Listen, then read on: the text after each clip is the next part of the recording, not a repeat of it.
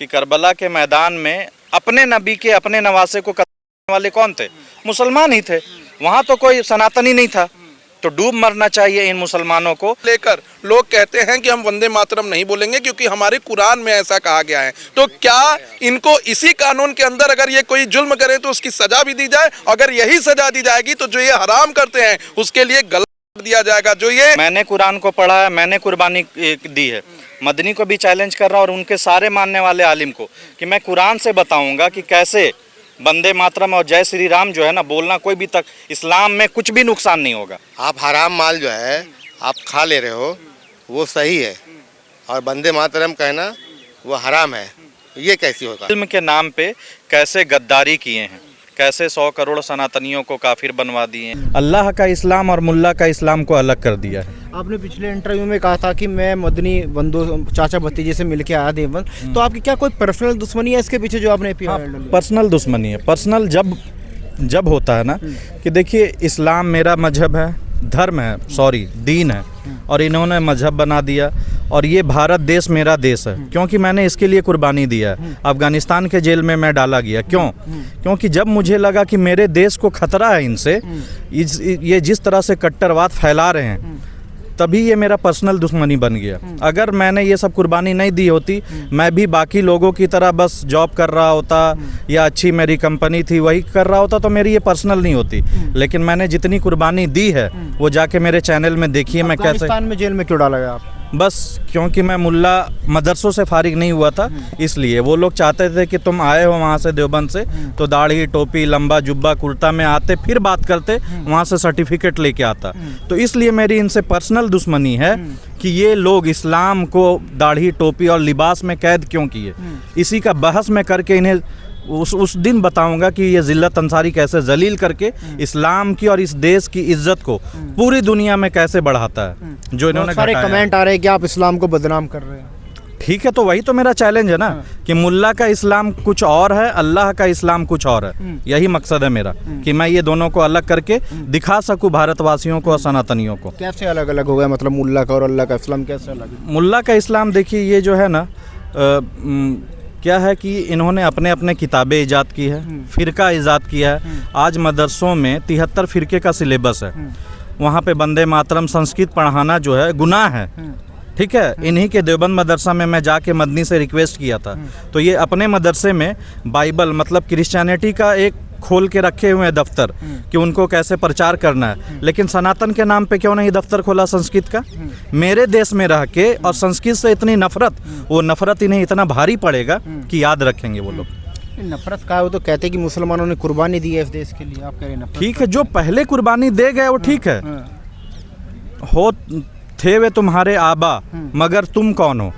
ठीक है, आबा अजदाद मतलब बाप दादा जो कर गए सो कर गए, लेकिन आपने अभी क्या किया है? आप अभी मतलब हेड बने हुए ना जमीयत उलमा हिंद के चाचा भतीजा, पर्सनल मुस्लिम लॉ पर्सनल लॉ बोर्ड जो वक्फ बोर्ड के ठेकेदार बने हैं। आपने क्या किया? पूरे दुनिया में ये लोग हैं आपने PIL डालने के लिए, आप केवल 2 लोग हैं? बस 2 लोग ही हैं। हम लोग हुसैनी मुस्लिम हैं। जहाँ करबला के मैदान में 72 मुसलमानों को शहीद किया गया था तो उसमें हुसैन जो नबी के नवासे हैं सिर्फ 72 थे। तो हम लोग यहाँ 2 ही बचे हैं। और एक बात और बता देता हूँ सारे सनातनियों को कि करबला के मैदान में अपने नबी के अपने नवासे को कत्ल करने वाले कौन थे? मुसलमान ही थे। वहाँ तो कोई सनातनी नहीं था। तो डूब मरना चाहिए इन मुसलमानों को जिन्होंने हक बात छिपाई है 100 करोड़ सनातनियों से और इस देश को बदनाम किया है पूरे विश्व में। क्या कहेंगे चाचा, ऐसा क्या होगा जो आप भी PIL में शामिल हो गए? आपके साथ कौन सा जुल्म कर दिया मौलाना मदनी? जुल्म जो है तमाम मुसलमान जो समाज है, मुसलमान समाज के खिलाफ ये मुल्लावाद जो है जुल्म कर रहे हैं और उनके जुल्म के खिलाफ जो है हम लोग जिहाद कर रहे हैं। नहीं, जुल्म क्या हुआ आप पे? जुल्म क्या, सही को गलत और गलत को सही करना। आप हराम माल जो है आप खा ले रहे हो वो सही है और वंदे मातरम कहना वो हराम है, ये कैसी होगा? या केवल मौलाना मदनी के नाम पे आप लोग TRP ले रहे हैं? ना ऐसा बात नहीं। आप जो है आप तो हमसे बेहतर जानते हैं। आप TRP लेने वाला सुप्रीम कोर्ट में नहीं होता। TRP एक्स मुस्लिमों को चाहिए, ये सब काम उनका था। TRP लेने वाला इतनी बड़ी जंग नहीं लड़ेगा। आज हमें जान से मारने की धमकी दी जा रही है। मैं दिखाता हूँ, जौनपुर UP का एक बंदा है, वो गलत प्रोपेगेंडा करके लोगों में ये बात फैला रहा है कि हम लोग भी एक्स मुस्लिम हैं, ठीक है। तो इतना बड़ा कोई भी कदम नहीं उठाएगा। ये देखिए शकील मुश्ताक ऑफिशियल है, जौनपुर का बंदा है, इसने अपने वीडियो में काट के लगाया है कि मैं एक्स मुस्लिम हूँ, जबकि मेरा किसी भी एक वीडियो 1 सेकंड का नहीं है कि मैं एक्स मुस्लिम हूँ। मैं पक्का सनातनी मुस्लिम हूँ, पक्का कुरान वाला मुस्लिम हूँ, हुसैनी मुस्लिम हूँ, लेकिन ये काट के जौनपुर वाला ये बंदा लगा रहा है। तो प्रोपेगेंडा अगर चाहिए होता ना तो हम लोग भी वहीं पे यूट्यूबर को दे के कॉन्फ्रेंस करके उधर ही आते हैं। यहाँ पे हिम्मत जुटाने के लिए मेरे ख्याल से शायद 100 साल में पहले हम लोग बंदे हैं, उससे पहले भी नहीं हुए हैं कि जो अपने बड़े मौलाना, छोटे मौलाना नहीं, बड़े मौलानाओं के खिलाफ हमने हिम्मत किया। क्यों? ये 15 साल का सब्र और स्ट्रगल का बात है, तब जाके हिम्मत जुटाएं। हमें कोई प्रोपेगेंडा और कुछ भी नहीं चाहिए, बस ये बताना है कि मुल्ला का इस्लाम कुछ और है, अल्लाह का इस्लाम कुछ और है, और यही मैं कोर्ट में चुनौती दिया हूँ। और बाकी ये पूरी वकील साहब की टीम है जो पक्के सनातनी होकर साथ दिए। बगल में सारे मीडिया वाले हैं जो सिर्फ मुसलमानों को दिखा रहे हैं, ठीक है, लेकिन उनके पास भी मैं दर दर भटका हूँ, किसी ने साथ नहीं दिया। तो आज ये है मेरे भाई कि मैं उन्हें भाई मानूं। ये वही मुसलमानों के गद्दार हैं जो करबला में शहीद किया था हमारे हुसैन को। बाकी और मैं क्या बताऊं, क्या कहेंगे आगे क्या प्रक्रिया होगी, क्योंकि पीआईएल आपने डाल दिया, आगे क्या प्रक्रिया होगी? जी देखिए, इस देश में हमेशा से दोहरी नीति कुछ लोगों के द्वारा चली जा रही है और उसमें यहाँ के पॉलिटिकल पार्टीज़ का भी बहुत सहयोग रहता है।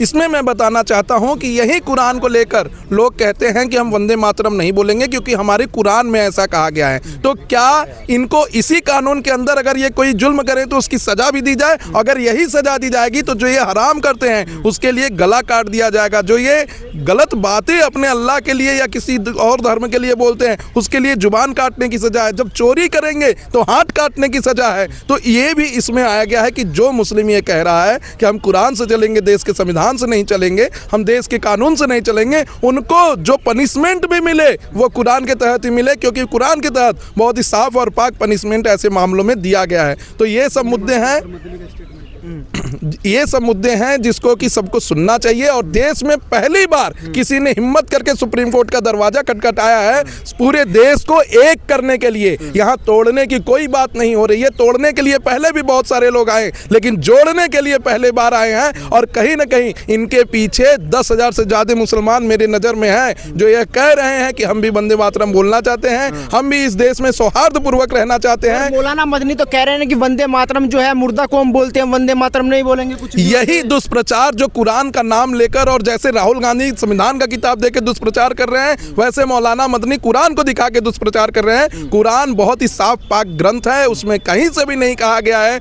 कि अपनी मिट्टी का, अपनी सरजमी का आप बुराई करिए। यही कुरान है जो कहता है कि हमें मिट्टी में दफन होना चाहिए। तो कितना बड़ा मायने है कि मनुष्य जब अपनी पूरी शरीर को खत्म करता है तो मिट्टी के अंदर दफन होने की बात हो रही है। और उसी मिट्टी के लिए कुरान कहीं से भी रोक नहीं लगाता कि आप हमारी वंदना करिए और देश की वंदना मत करिए। देश सबसे पहले है और यही ऑनरेबल सुप्रीम कोर्ट ने कहा भी है। अभी इसी अक्टूबर महीने में honourable chief justice of India justice Suryakant ने एक जजमेंट भी दिया था जिसमें एक क्रिश्चियन कम्युनिटी के ऑन ड्यूटी ऑफिसर थे जो उन्होंने मंदिर में जाने से मना कर दिया था, उनको सस्पेंड भी किया गया, उनको हटा भी दिया गया नौकरी से, सिर्फ इसलिए क्योंकि जब आप देश की सुरक्षा में हैं तो देश सर्वप्रथम होना चाहिए।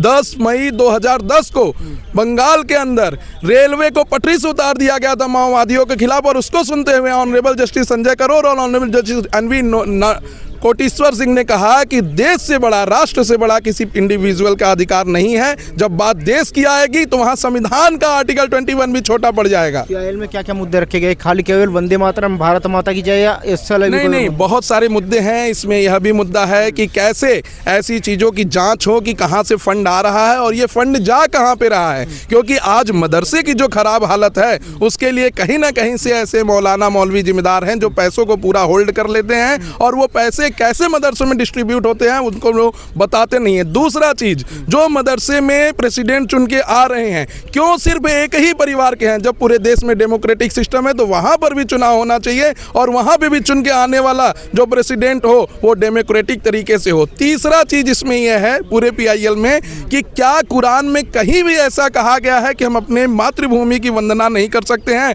और अगर ऐसा नहीं कहा गया है तो ऑनरेबल सुप्रीम कोर्ट उसे क्लैरिफाई करे और जो वंदे मातरम कह रहे हैं उनको प्रोटेक्शन दे, क्योंकि बहुत सारे मुसलमान लोग हैं जो आना चाहते हैं, सामने आके कहना चाहते हैं कि हम वंदे मातरम कहते हैं और कहेंगे। तो ऐसी बहुत सारी चीज़ों को लिए ऑनरेबल सुप्रीम कोर्ट में PIL दर्ज किया गया है और इस पे गाइडलाइन ऑनरेबल सुप्रीम कोर्ट को देना चाहिए, क्योंकि ये भी अंडर आर्टिकल 25 to 30 जो रिलीजियस राइट है उसमें आता है। क्या कहेंगे, आपने वंदे मातरम के खिलाफ PIL डाली है, लेकिन मौलाना मदनी तो कहते हैं कि वंदे मातरम मुर्दा कौम बोल दिया, कुछ भी हो जाए हम वंदे मातरम नहीं बोलेंगे, इसीलिए- इसका मतलब आपको मुर्दा कौम माना जाए?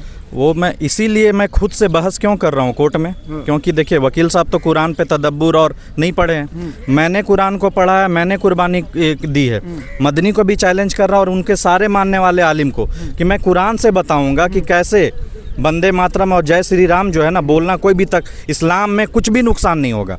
अगर मैं इसका जवाब मैं दे देता हूँ, वो कहते हैं इसमें बुत परस्ती आती है।